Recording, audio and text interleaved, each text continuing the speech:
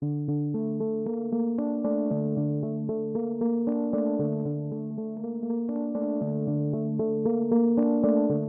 Monday, 1930. It was known across the nation and around the world. Fire rips through the roof of the Ohio State Penitentiary. Everything that could go wrong did go wrong. The prison was one of the largest in the nation. By comparison, it held a third of the inmates in the entire federal system. This is one of the most overcrowded prisons in the country at that time. You got 4,500 prisoners made for in a prison made for 1,500. Mitchell Roth, a professor of criminal justice, is the author of the 2019 book Fire in the Big House. It examined the chaos in what he described as a cascade of failures inside the prison walls.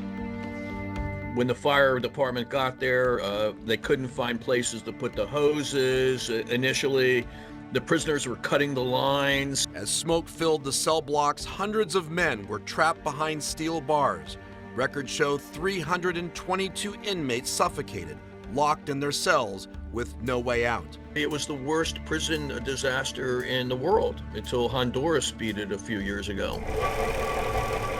We examined hundreds of pages of microfiche documents. A state inquiry found guards didn't have keys to open cells. A supervisor refused to unlock doors, fearing a mass escape. There was no advanced fire response plan.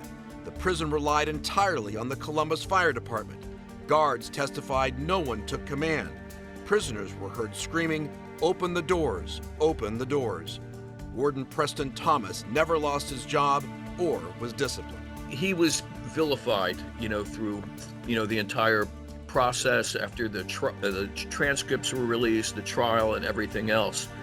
And I think, he deserved the blame that he got, but it was systemic. He didn't take a lot of responsibility for what happened. Nearly a century later, the cause of the fire remains in dispute.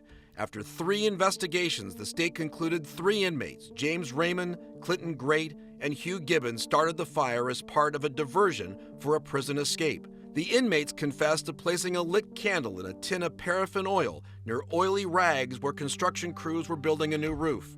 Raymond and Great were convicted. Both died by hanging in their cells, which many believe was a sign of their guilt. Gibbons was also convicted and received a life sentence for second-degree murder. I'm standing on what was once the prison grounds. Not everyone believed the inmates' confession. Public sentiment and news reports at the time believed their confessions were coerced. Others believed the cause of the fire was faulty wiring. But some believe the arson story was a way to blame prisoners and deflect from the real problem, prison overcrowding. No, it wasn't an accident. It was part of an escape plan. Nearly a century since the fire. The real tragedy, too, is how Columbus has forgotten this story.